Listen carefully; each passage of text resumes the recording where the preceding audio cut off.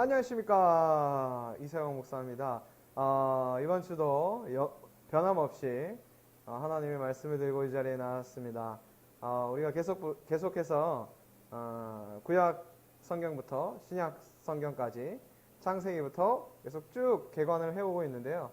이제 신약 성경의 후반부라고 할 수 있는 서신서 부분을 다루도록 하겠습니다. 서신서를 다루기 이전에 전체 신약 개관할 때 말씀드린 것처럼 이 서신서를 이해하기 위해서는 가장 중요한 것이 바로 이 사도행전을 이해하는 것입니다. 왜냐하면 이 역사서라고 할 수 있는, 신약의 역사서라고 할 수 있는 이 사도행전 안에, 그 역사 안에서 이 서신서가 그 배경과 또한 그런 목적에 맞게 쓰여졌기 때문이죠. 그래서 사도행전의 구성을 먼저 살펴보면서 어떻게 구성이 되어 있는지 서신서가 다시 한번 개관을 하도록 하겠습니다. 사도행전을 다시 한번 우리 개관을 하면서 정리를 한다면 이렇게 볼 수 있죠. 예수님께서 이 땅에 오셔서 구원의 사역을 위하여서 십자가에 달려 돌아가시고 부활하시고 승천하셔서 우리 인류에게 하나님과 다시 한번 교제할 수 있는 구원의 길을 열어주셨습니다. 그래서 사도행전은 예수님의 복음으로 시작을 한다라고 볼 수 있습니다. 그렇죠?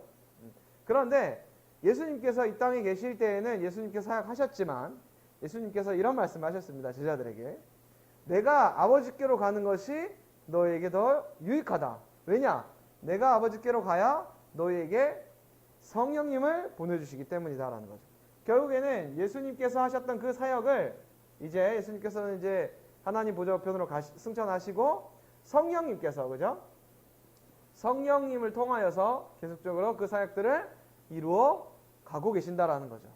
그죠? 그러니까 구약에는 하나님께서, 그 다음에 예수님이 이 땅에 오셔서는 예수님이 공생의 기간 가운데서 예수님께서 사역하시고, 또 이후에 우리는 성령 시대를 살아가고 있다라는 거죠.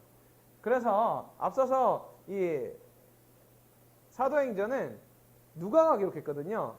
누가가 기록했기 때문에 예수님께서 이 땅에 내려오셨을 때부터 해서 쭉 해서 승천하시고 사도행전 전까지, 여기가 누가복음이죠.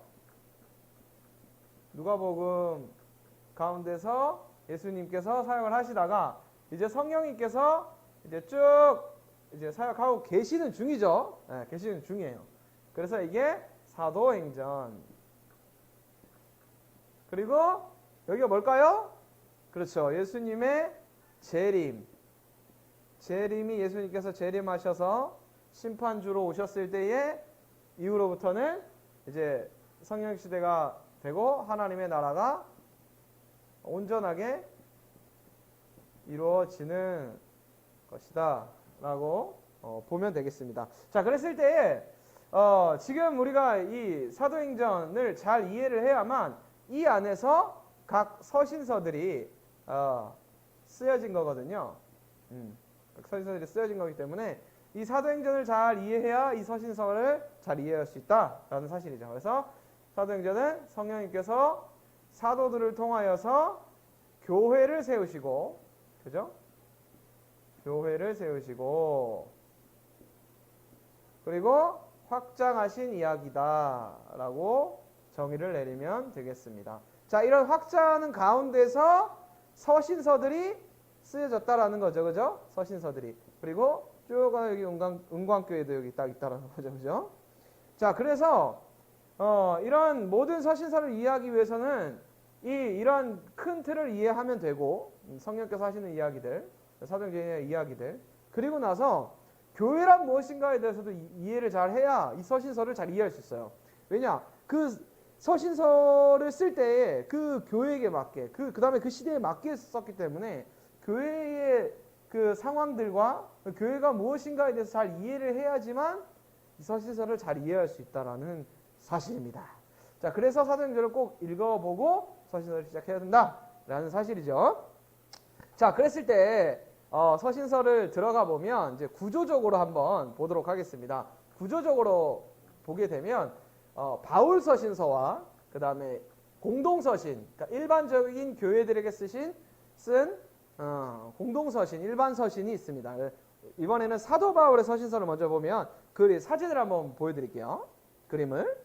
자, 보시면 이 서신서를 이렇게 21권으로 분류를 했는데 바울 서신 13권과 그 다음에 바울이 쓰지 않았는데 다른 누군가가 썼던 정확하게 그 저자가 불명명한 히브리서가 한 권 있고 그 다음에 공동서신. 이 공동서신이라는 걸 왜 그러냐면 발신자는 하나인데 그러니까 야고보서, 베드로, 전후서, 유다서 이렇게 있잖아요.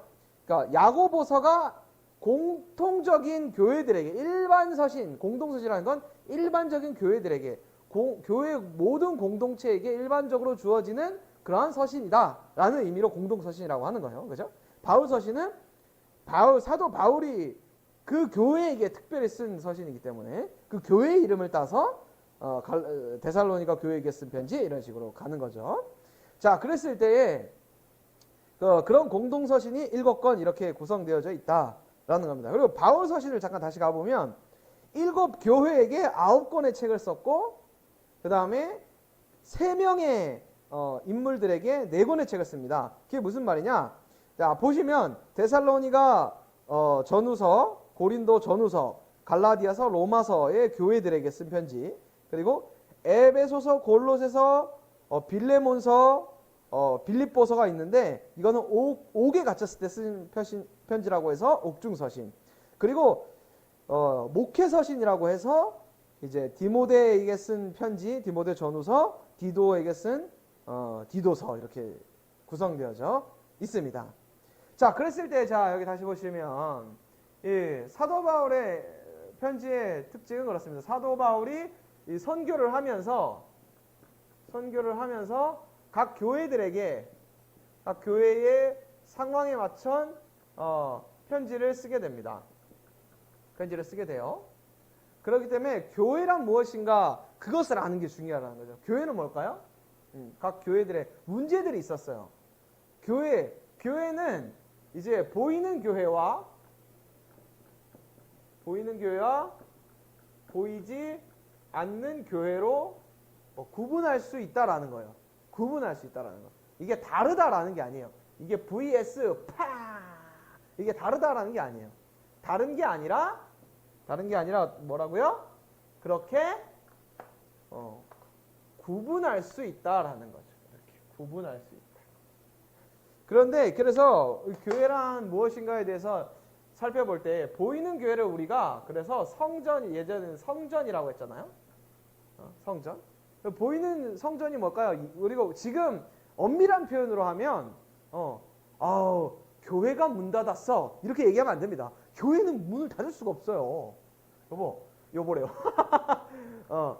여러분, 보이지 않는 교회가 뭐예요? 너희는 너희가 하나님의 성전인 것과 너희 안에 하나님이 거하신다는 것을 알지 못하느냐 이렇게 얘기를 한단 말이에요. 그러니까 우리의 몸이 거룩한 성전이에요. 그러니까 우리 지체가 예수 그리스도를 구주로 고백하는 우리 자체가 교회란 말이에요. 그게 보이지 않는 교회란 말이에요. 그렇기 때문에 교회가 문 닫았어가 아니죠. 엄밀히 따지면 예배당입니다. 예배당이 이제 우리가 보이는 은광교회 건물 이걸 예배당이라고 하는 예배를 드리는 장소.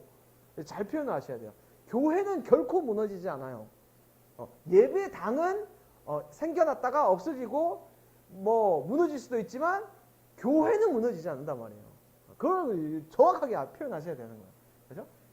그래서 보이는 교회는 있다가도 없어지고 또 다시 생길 수도 있고 때로는 어려움을 겪을 수도 있고 이 가운데서 많은 문제가 생길 수도 있고 그런 보이는 교회는 그런 모습을 보일 수 있어도 보이지 않는 교회, 주님의 몸된 교회, 예수 그리스도를 구주로 고백하는 교회는 결코 망하지 않는다.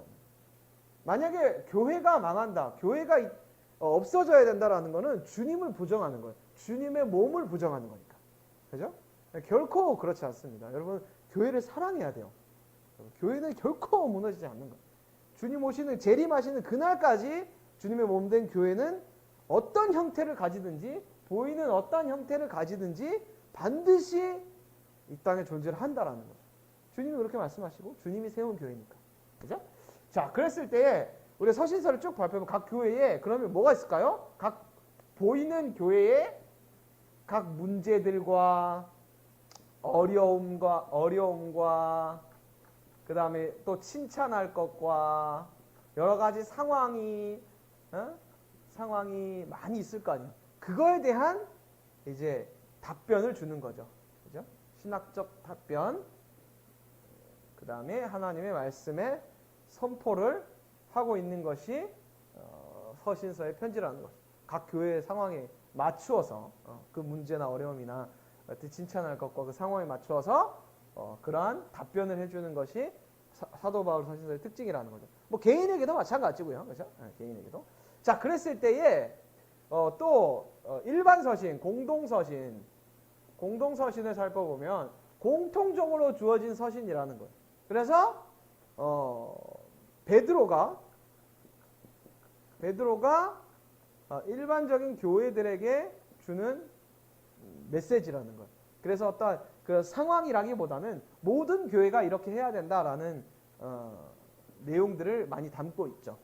그래서 뭐 베드로도 있고 이후에 누구죠? 야고보서, 유다서. 자, 그리고 마지막으로 계시록이 있습니다. 계시록. 이거는 묵시록이라고 합니다. 장르가 좀 다르죠. 그래서 이 계시록에 관련된 이야기는 이제 사도 요한이 반모섬에서 하나님 앞에 계시를 받고 이 앞으로 일어날 일, 또 현재 일어났던 일, 이전에 있던 일을 다 묵시로 기록한 책이 바로 계시록입니다. 이 계시록이 쓴 목적이 있습니다. 그럼 뭡니까? 성도들을 위로하기 위함이고, 그리고 그 많은 상황 가운데서 예수 그리스도의 최후의 승리를 전하기 위함이었어요. 그렇죠? 그래서 결국에는 우리가 이렇게 고난을 당하고 있지만 우리가 예수 그리스도께서 이렇게 최후의 승리하실 것이다 라는 것을 통하여서 성도들을 위로한 책이다 라고 이해하시면 되겠습니다. 계시록은 따로 또 제가 영상을 올리도록 하겠습니다. 자, 이렇게 해서 서신서 개관을 마치게 되겠는데요. 서신서를 읽을 때 가장 중요한 게 두 가지인데, 첫 번째 뭐냐면 사도행전을 읽어야 된다. 각 그 교회의 상황과 형편과 또 그 교회들에게 주는 메시지가 다 다르기 때문에 그 상황을 잘 이해해야만 서신서가 잘 이해할 수 있다. 그리고 이 교회란 무엇인가? 그렇죠? 교회란 무엇인가를 잘 이해할 필요가 있다. 그리고 이 모든 역사들은 성령님께서 주관하고 계시고, 지금 우리 교회도 그렇게 성령님께서 우리 사도들을 통하여서 일하셨던 것과 같이 지금 많은 하나님의 사람을 통하여서 교회의 사역들을, 또 하나님의 사역들을 이루어가고 계신다. 성령님께서 그것을 인지하고 읽는 것이 적용하는 데 아주 도움이 된다는 사실이죠. 자, 이렇게 서신서를 개관을 마치게 되는데요. 자, 이제 마지막 모든 과정들을 다, 신약의 모든 과정까지 다 마침을 통하여서 성경 전체의 개관을 다 마치게 되었습니다. 우리가 하나님의 말씀을 생각할 때에 이것을 단순한 글로 생각한다면 정말 이것은 이스라엘의 역사일 뿐이요, 한낱 정말 책에 불과한 이야기이지만 이것이 살아계신 하나님의 말씀이다 라고 우리가 인지할 때에 이것을 우리의 영혼을 살리고 우리의 생명을 살리는 귀한 책인 줄 믿습니다. 이 하나님의 말씀을 귀하게 여기시고 날마다 섭취하시고 날마다 이것으로 말미암아 여러분들의 영혼과 영과 몸이 건강하고 행복할 수 있기를 간절히 소망하며 축복합니다. 수고했어요. 그동안 안녕.